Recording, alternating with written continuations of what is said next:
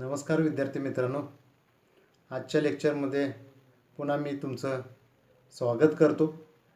कालपासून आपण तुमच्या SY BComच्या वर्गाच्या ॲडमिशनला सुरुवात केलेली आहे आणि या ॲडमिशनकरता तुम्ही महाविद्यालयामध्ये येऊ शकता. येत असताना गर्दी टाळणं हे अपेक्षित आहे. ग्रुपनी न येता आपण सोशल डिस्टन्सिंग पाळून यावं. येत असताना फी महत्त्वाची आहे, कारण फी भरल्याशिवाय फॉर्म सबमिशन होत नाही. त्यानंतर आपल्या मोबाईलमध्ये फोटो असावा. त्यानंतर पहिल्या सेमचं आपलं जे मार्कशीट आहे ते असावं.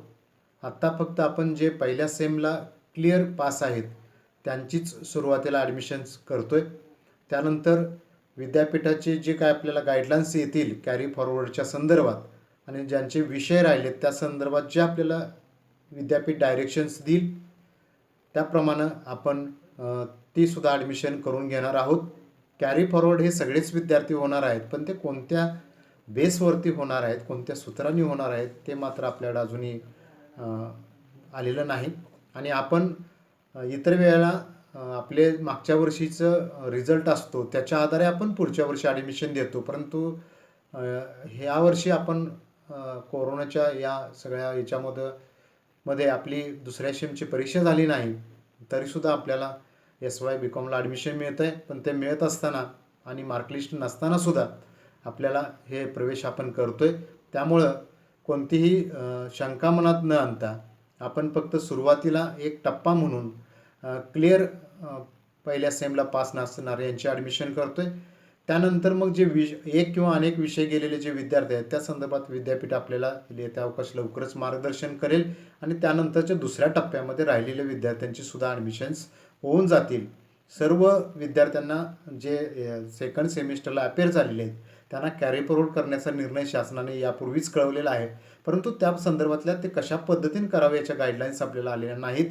त्यामुळं एक पहिला टप्पा म्हणून आपण फक्त प्लेन म्हणजे सर्व विषयात पास झालेले पहिल्या सेमचे जे विद्यार्थी आहेत त्यांनाच आपण ॲडमिट करून घेतो आहे. त्यानंतरच्या दुसऱ्या टप्प्यामध्ये मात्र तुम्ही ही लेक्चर्स जी आहेत ही सर्वच विद्यार्थ्यांनी ऐकायची आहेत. मी याही पूर्वी सांगितलेला आहे तो जो फीडबॅकचा फॉर्म आहे तो तुम्ही दर दिवशी भरायचा आहे. थोडंसं तो फीडबॅक फॉर्मचं लिंक आपल्याला द्यायला थोडं पुढं मागं होतं, परंतु समजा कालचा भरलेला नसेल तर उद्याचं लेक्चर भरण्यापूर्वी तिथं जो फॉर्म आलेला असतो तो तर कमी भरणं आवश्यक आहे. काही विद्यार्थी आहे ते पूर्ण लेक्चर पाहताना दिसत नाहीत. ते सर्व फीडबॅकच्या फॉर्मच्या आधारे आम्हाला कळतं आहे. फीडबॅकसुद्धा फॉर्म भरत नसाल तर आपण आपली त्या दिवशीची प्रेझेंटीसुद्धा लागत नाही. हे सुद्धा काही गोष्टी लक्षात घेतल्या पाहिजेत. आणि अलीकडचा कोरोनाचा वाढता प्रादुर्भाव लक्षात घेता आपले ऑफलाईन पद्धतीने लेक्चर कधी सुरू होतील हे सांगणं कोणाच्याच हातामध्ये नाही, किंवा कोणच या ठिकाणी विद्यापीठ असेल, महाविद्यालय असेल, शासन असेल हे कोणच सांगू शकत नाही. त्यामुळं याच पद्धतीनं आपल्याला आपले लेक्चर्स आहेत हे पुढे चालू ठेवावे लागतील. तर आपण आजच्या लेक्चरला विद्यार्थी मित्रांनो या ठिकाणी सुरुवात करतोय.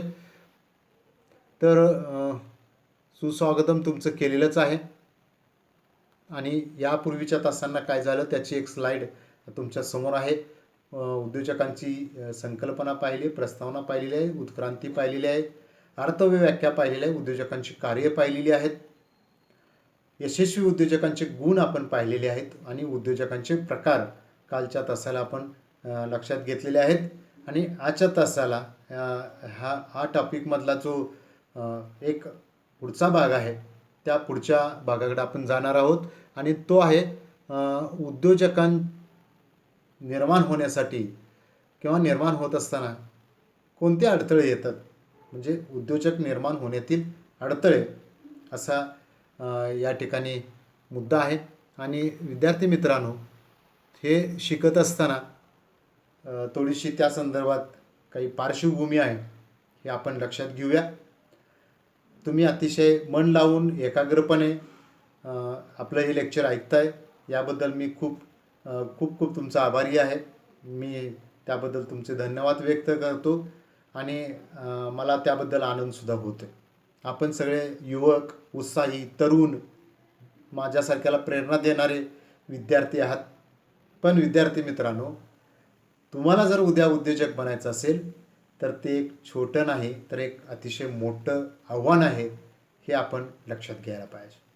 आणि जो धाडशी असतो, आपण यशस्वी उद्योजकाचे गुण पाहिले, त्याच्यामध्ये साहस, धैर्य हे मी तुम्हाला वेगळ्या अर्थाने सांगितलेलं आहे.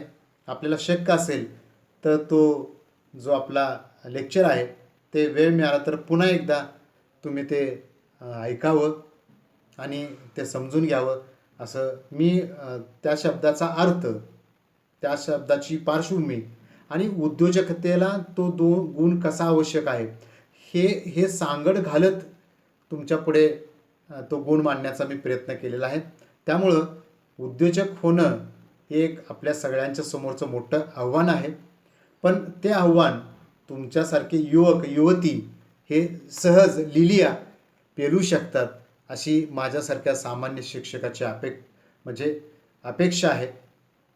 ती अपेक्षा तुम्ही निश्चितच पूर्ण कराल आणि या देशाला एक महासत्ता किंवा बलवान बनवण्यासाठी तुम्ही स्वतः उद्योजक होऊन आमच्यासारख्या नोकरदारांना किंवा इतरांना काही नोकरी उद्योगधंदा निश्चितपणे पुरवाल, अशी अपेक्षा या निमित्ताने व्यक्त करतो.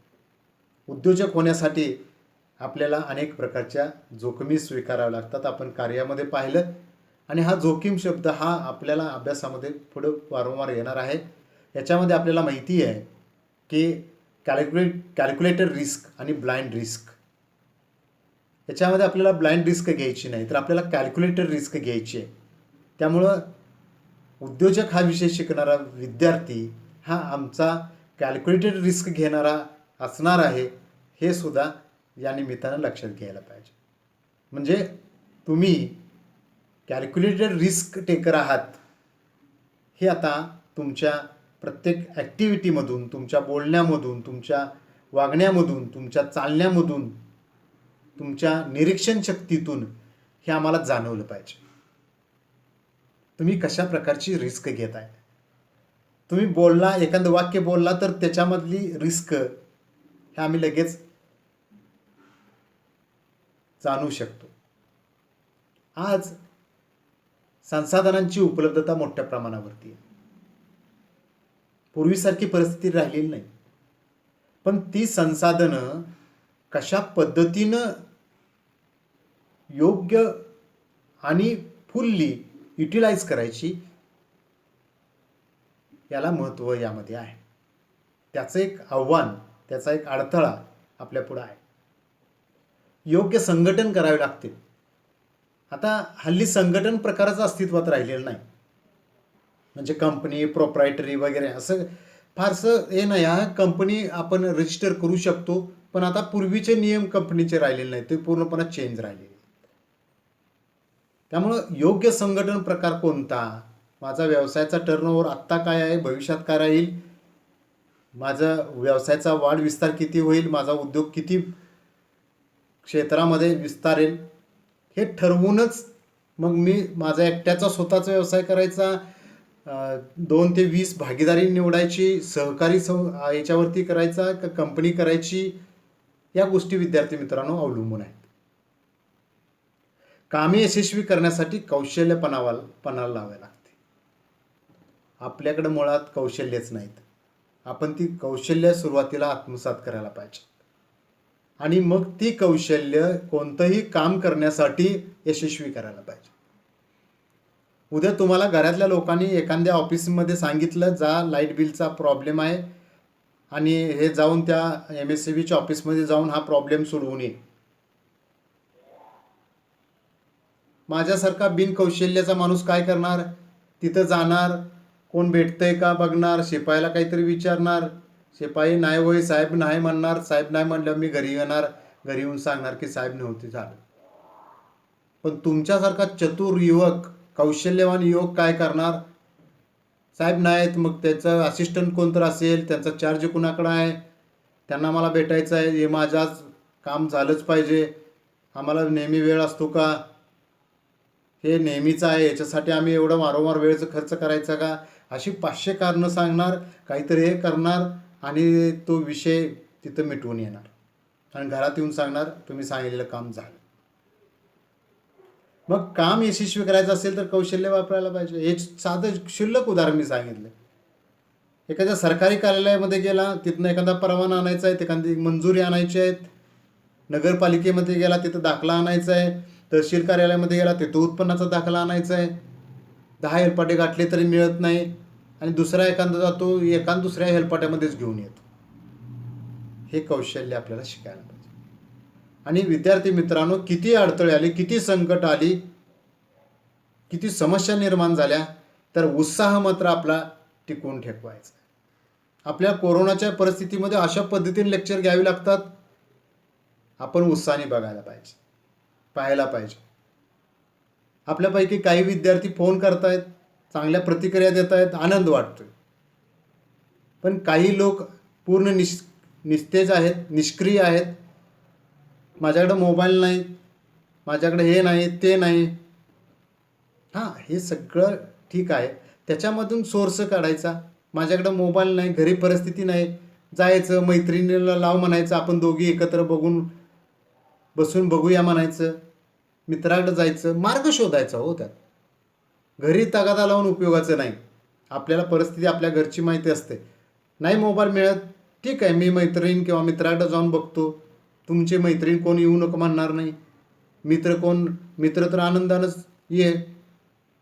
तू पण 2 मिनटं बघ, मी पण 2.5 मिनटं बघतो. झालं 30 मिनिटाचं लेक्चर. उत्साह टिकवायला पाहिजे. आणि आपल्या व्यवसायासाठी जी माणसं निवडायची आहेत, माणसांची पारख, ती खूप व्यवसायासाठी महत्त्वाची आहे विद्यार्थी मित्रांनो. आणि या सर्व घटकामुळे अनेक अडचणी येत असतात, अनेक अडथळे येत असतात. दररोजचा दिवस असतो ना, ती अडचणींची, समस्यांची एक मालिकाच असते. प्रत्येक तासाला, प्रत्येक मिनिटाला अडचण येत असते. प्रत्येक मिनिटाला ती दूर करायची. प्रत्येक तासाला तो जो काही आव्हानाचा भाग आहे, अडथळ्याचा भाग आहे, त्याच्यावरती मात करून पुढं पाऊल टाकायचं. आता यातील काही अडथळे आहेत, ते आपण थोडंसं डिटेलमध्ये पाहूया. सगळ्यात महत्त्वाचा अडथळा आहे भांडवल उभारण्यातील अडथळा. हा सगळ्यात मोठा अडथळा आहे. आता मला सुद्धा अडथळा शब्दाला अडथळं झाले. टाईप करताना ते काय केलं येईनच. म्हणजे आम्ही सुद्धा हे शिकतोय, त्यातनं मार्ग काढत जातोय. जिथं चुकलंय ते तुम्हाला सांगतोय. भांडवल सगळ्यात मोठा अडथळा. उद्योग, व्यवसाय, धंदा काय करायचं तर पैसे पाहिजेत. त्याच्यामध्ये मग स्वतःचा हिस्सा किती, बँकेकडून कर्ज घ्यायचं त्याचं प्रमाण किती असायला पाहिजे. आपण एखाद्या वेळेला मोटरसायकल घ्यायला जातो, त्यावेळेला फायनान्स करतो, त्यावेळेला ते म्हणतात तुम्ही 20% घालायला पाहिजे, कंपनी तुम्हाला 80%च देणार. तसं व्यवसायामध्ये सुद्धा तुमच्या स्वतःचा हिस्सा किती आणि कर्ज तुम्हाला. आता तुमचा नवीन व्यवसायात असताना त्यावेळेला बँकेकडे गेला आणि लगेच तुम्ही कर्ज मागायला आला, बँकेने बरं झालं तुम्ही आला, हे घ्या कर्ज, असं होत नाही. प्रोजेक्ट रिपोर्ट करावा लागतो, CA कडून त्याला ॲथोराईज करून घ्यावं लागतं, ते सगळं पटवून द्यावं लागतं. अनेक सर्च रिपोर्ट पेश करावे लागतात. त्यांना तुम्ही काय बनवणार आहात, त्याच्यातून किती प्रॉफिट होणार आहे, हे वारंवार पटवून द्यावं लागतं. मग ते कुठंतरी जाऊन तुम्हाला त्याचा काही कर्जाचा भाग द्यायला सुरुवात करतात. काही बँका नाकारतात, आपल्याला परत दुसऱ्या बँकेकडे जावं लागतं. पहिल्यांदा आपण नॅशनलाइज्ड बँकेकडे जातो, नॅशनलाइज्ड बँक नाही म्हटलं की आपण परत व्यापारी बँकेकडे जातो, त्या म्हटलं तर कोऑपरेटिव्ह बँकेकडे जातो, ते सुद्धा नाही म्हटलं की पतसंस्थेकडे जातो.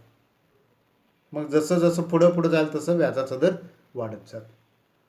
काही उद्योग असे असतात की त्यांना स्थिर भांडवल जास्त लागतं, काही उद्योग असे असतात की त्यांना खेळतं भांडवल जास्त लागतं, काही उद्योग असे असतात की दोन्ही भांडवल जास्त लागतं, काही उद्योग असे असतात की दोन्ही भांडवल कमी लागतं. तुमचा उद्योग हा कोणत्या स्वरूपाचा आहे, त्याच्यावरती भांडवलाचं प्रमाण काय राहील हे लक्षात घ्यावं लागतं. तुम्ही कंपनी स्थापन करणार असाल आणि तुमच्या व्यवसायामध्ये जर तुम्ही शेअर्स विकणार असाल शेअर मार्केटमधून, तर गुंतवणूकदारांनी तुमच्यावर का विश्वास ठेवावा, का तुमच्या कंपनीमध्ये गुंतवणूक करावी, हे सुद्धा महत्त्वाचं असतं. ते विश्वासू गुंतवणूकदार तुम्हाला मिळाला पाहिजे. तुम्हाला शाश्वत स्वरूपाचा कर्ज पुरवठा करणाऱ्या बँका तुम्हाला मिळायला पाहिजेत. आणि हे सगळं करत असताना भांडवल उभारणीचा जो खर्च आहे तो सुद्धा विद्यार्थी मित्रांनो, तो खर्च सुद्धा आपल्याला विसरून चालणार नाही. 2% मॉर्गेज करावं लागतं वगैरे वगैरे, सर्च रिपोर्ट, अनेक गोष्टी असतात. वेळ जातो, पैसा खर्च होतो, तो खर्च सुद्धा लक्षात घ्यावा लागतो. शेअर मार्केटमध्ये तुमचा इश्यू हे करायचा आहे, तिथं खर्च असतो, वेळ जातो, अनेक गोष्टी आहेत. भांडवलाच्या बाबतीमध्ये विद्यार्थी मित्रांनो, योग्य वेळी आणि योग्य प्रमाणात भांडवल उपलब्ध व्हावं लागतं. प्रमाणापेक्षा कमी किंवा प्रमाणापेक्षा जास्त ते उपलब्ध होऊन चालत नाही. आणि या संपूर्ण भांडवल उभारणीवरतीच तुमचा प्रकल्प उभा राहणार का नाही, व्यवसाय सुरू होणार का नाही, हे विद्यार्थी मित्रांनो अवलंबून असतं. आता आपण दुसऱ्या अडथळ्याकडे जाऊया. दुसरा यातला अडथळा आणि तो महत्त्वाचा अडथळा आहे स्पर्धा. असं भांडवल उभा करणं तुमच्या हातात आहे, पण स्पर्धा टाळणं किंवा स्पर्धा नसणं असणं हे तुमच्या हातात नाही. हे बाह्य गोष्टीवर अवलंबून आहे. आणि कोणतं क्षेत्र असं सांगा मला की त्याच्यात स्पर्धा नाही? सर्वच क्षेत्रात स्पर्धा आहे. पण त्या स्पर्धेचं स्वरूप काय आहे, त्या स्पर्धेची तीव्रता काय आहे, हे लक्षात घेऊन त्या स्पर्धेवर कशा पद्धतीनं मात करता येईल हे आपल्याला पाहायला हवं. मग त्याच्यासाठी आपल्याला काय करावं लागेल, तर त्याच्यासाठी योग्य प्लॅनिंग आणि प्रॉपर स्ट्रॅटर्जी आपल्याला आखावी लागेल. बाजारपेठेचा सविस्तर अभ्यास करावा लागेल आणि तो अभ्यास करून आपल्याला त्या बाजारपेठेतल्या स्पर्धेवर मात करण्यासाठी नवनवीन कल्पना शोधाव्या लागतील. म्हणून पुढच्या वर्षी तुम्हाला अभ्यासामध्ये कॉम्पिटिटिव्ह ॲडव्हान्टेज नावाचा एक भाग आपल्याला अभ्यासाला आहे. स्पर्धात्मक फायदे म्हणजे आता स्पर्धेला घाबरून कोण जात नाही, तर स्पर्धेला सामोरं जात. जसं हे अडथळ्याच्या बाबतीमध्ये सुद्धा मी सुरुवातीला असं म्हटलं की कोणतंही काम करत असताना त्याच्यात अडचणी असणारच. हे काम करायला गेलो अडचणी, ते काम करायला गेलो अडचणी, कोणतंही काम करायला गेलो तर अडचणी असणारच. मग अडचणी आहेत म्हणून आम्ही थांबायचं का? काम करायचं टाळायचं का? काम करायचं सोडून द्यायचं का? जगणं सोडून द्यायचं का? नाही. तर प्रत्येक संकटाला सामोरे जायचं, प्रत्येक समस्याला सामोरं जायचं, त्याला फेस करायचं, त्याच्यापासून घाबरून बाजूला जायचं नाही. मग तो स्पर्धक किंवा ती स्पर्धा किती पॉवरफुल असू दे, किती मोठा असू दे. उद्या मी एखादा उद्योग सुरू करतोय, तसाच टाटा, बिर्ला, किर्लोस्कर, अंबानीचा उद्योग आहे, मग त्यांच्यावर मी कसं फाईट देणार? अरे राहू दे ना, त्यांच्यावर फाईट द्यायचं, तुझं तू नव्यानं अस्तित्व निर्माण कर ना. म्हणून तर त्याला रिस्क म्हटले आणि ती आपण कॅल्क्युलेटेड रिस्क घ्यायची आहे. मग तुम्ही त्यांच्यापेक्षा नको, राहू दे, तुम्ही नवनवीन वस्तू बाजारामध्ये आणा, त्याची ओळख ग्राहकांना करून द्या आणि एक हिडन स्पर्धक असतो तो पर्यायी वस्तूचा. आपण ज्या वस्तू सेवा तयार करतो, विकतो, त्याला काही पर्यायी वस्तू असतात. आपण फक्त डायरेक्ट आपले ग्राहक आहे, आपले स्पर्धक आहेत तेवढ्या लक्षात घेतो. हिडन जे स्पर्धक आहेत, जे पर्यायी वस्तूचे असणारे, ते आपण लक्षात घेत नाही.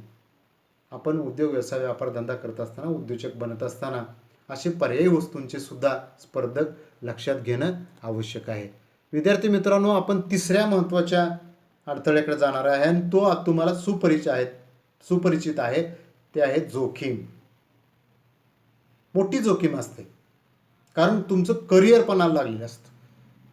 म्हणजे तुम्ही नोकरीसारखं सुरक्षित करिअर सोडून अनिश्चित ही जोखीम घेतलेली असते. लक्षात घ्या, माझी नोकरी म्हणजे कसं आहे, सुरक्षित आहे, महिनाभरला पगार होणार. परंतु या ठिकाणी तुम्ही तयार केलेल्या वस्तू आणि सेवा विकल्या तरच तुम्हाला पैसे मिळणार आहेत. निव्वळ पैसे मिळणार नाहीत, तर तुम्ही त्याच्यामध्ये घातलेले पैसे मिळणार आहेत आणि प्लस नफा मिळणार आहे. पण कधी? तर त्या वस्तू विकल्या गेल्या तर, तुमचा व्यवसाय चालला तर, तो यशस्वी ठरला तर. म्हणजे या ठिकाणी पैसे घालायचे हे फर्म आहे, फिक्स आहे, पण मिळणार किती हे फिक्स नाही, हे अनिश्चित आहे. त्यामुळं नोकरी आणि व्यवसायामधला जो हा फरक आहे, हा फरक तुम्हाला लक्षात घेतला पाहिजे. नोकरी म्हणजे काय, शाश्वत सुरक्षित मार्ग आहे, पण लिमिटेड आहे. व्यवसाय कसा आहे, असुरक्षित अनिश्चित जोखमीचा मार्ग आहे, पण जेवढी तुम्ही रिस्क जास्त घ्याल तेवढं हाय प्रॉफिट तुम्हाला होईल. अर्थात हाय रिस्क हाय लॉस पण आहे. ही तर त्याच्या नोकरी आणि व्यवसायामध्ये. नोकरीमध्ये लॉस काही नाही आहे, व्यवसायामध्ये तो असू शकतो. नोकरीमध्ये ठराविक लिमिटनं तुम्हाला पगार मिळेल, त्याच्यावरती मिळणार नाही. पण व्यवसायामध्ये तुम्ही चांगला व्यवसाय केला तर त्याच्यावरती त्याच्याही वरती टॉपला तुम्हाला नोंद तो व्यवसाय तुम्ही बसवू शकता. एका तुमच्या संपूर्ण आयुष्यामध्ये तुमच्या जीवनाचा कायापालट झालेला तुम्हाला पाहिजे. म्हणजे तुमच्याकडे पूर्वी काहीच नव्हतं, आता तुम्ही जगातलं काही विकत घेऊ शकता, एवढे श्रीमंत झाला असं होऊ शकतं. आपण मुकेश अंबानींचंच उदाहरण घेऊ शकतो. 5व्या नंबरला गेले, आणखी एका आठवड्यात 7व्या नंबरला आले. व्यवसायामध्ये सर्वच गोष्टी अनिश्चित असतात आणि त्याचीच आपल्याला रिस्क घ्यायची आहे. फक्त त्या रिस्कचं काय करायचं, क्लासिफिकेशन करायचं.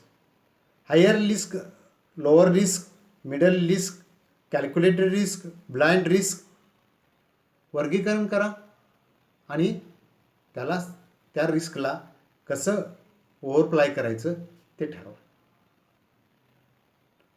आपली संपूर्ण कारकीर्द त्या व्यवसायामध्ये पणाला लागली लक्षात घ्या. म्हणून जर एका पिढीमध्ये व्यवसाय सुरू झाला तर अनेक पिढ्या, दुसरी पिढी, तिसरी पिढी, चौथी पिढी, गाडगिळ्यांची कितवी पिढी आहे पहा, चितळेंची कितवी पिढी आली पहा, अंबानींची तिसरी पिढी येते हे लक्षात घ्या. किर्लोस्करांची तर 5वी पिढी आहे.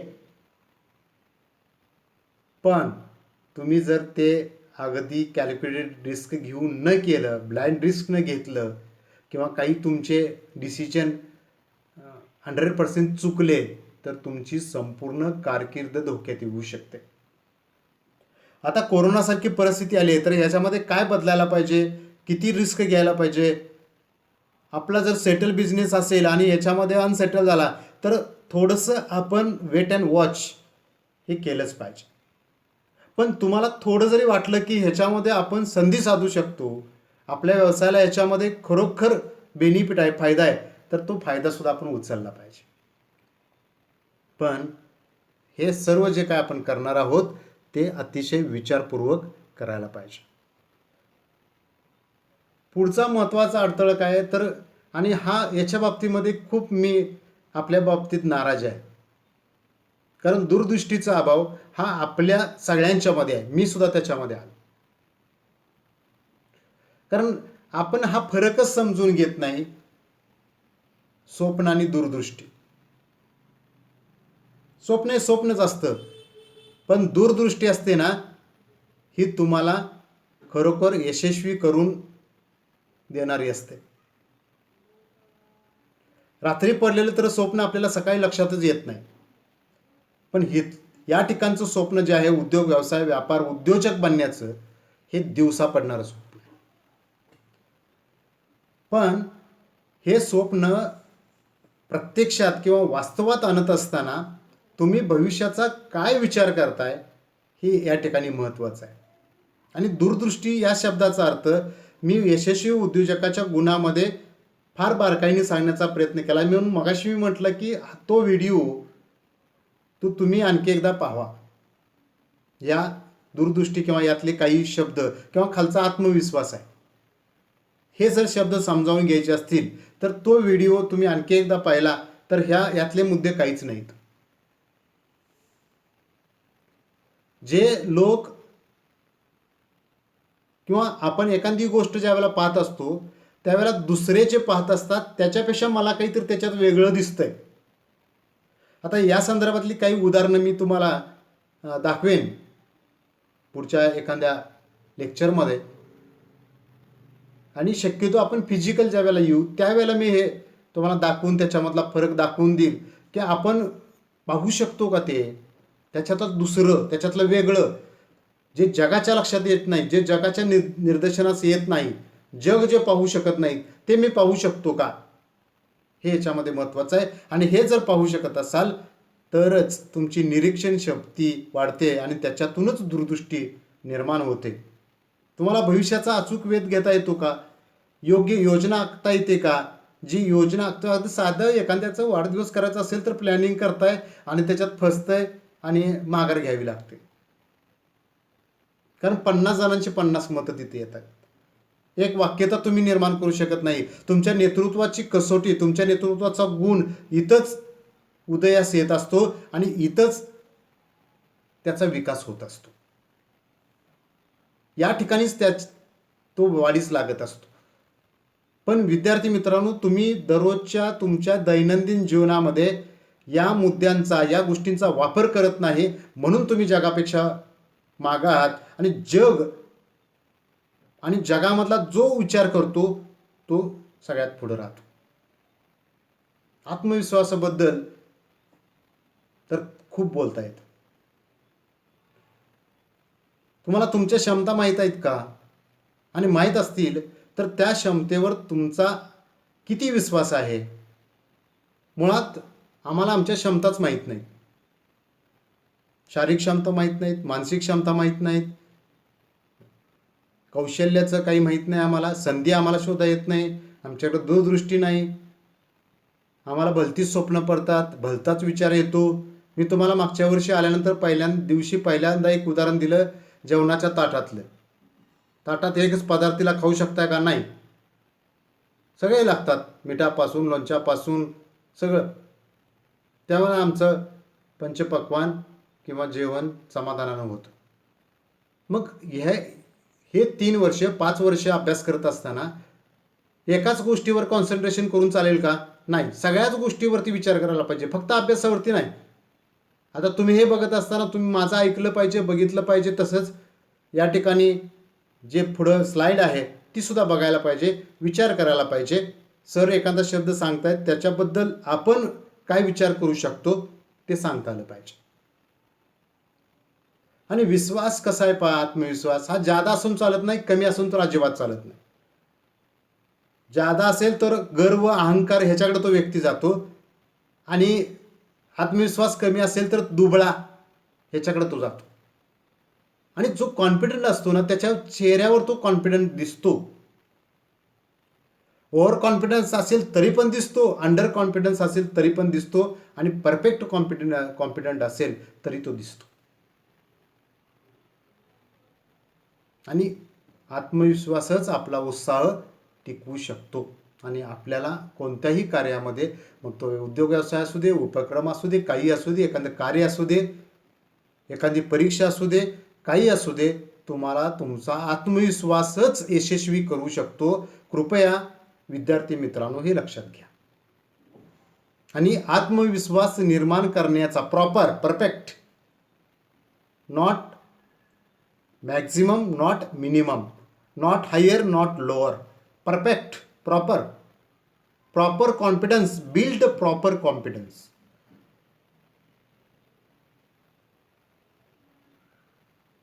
त्यानंतर आपण पुढच्या मुद्द्याकडं पुढच्या तासाला जाणार आहोत. हे 5च मुद्दे मी आज तुम्हाला समजावून देण्याचा प्रयत्न केला.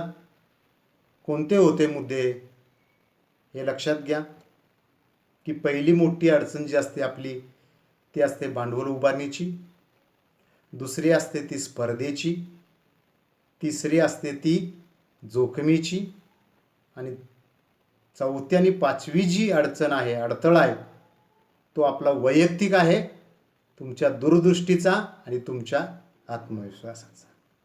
हे लेक्चरसुद्धा तुम्ही तेवढ्याच आत्मविश्वासाने पाहिलं असेल तर काही गोष्टी डोक्यामध्ये जातील, नाहीतर काही डोक्यावरून जातील.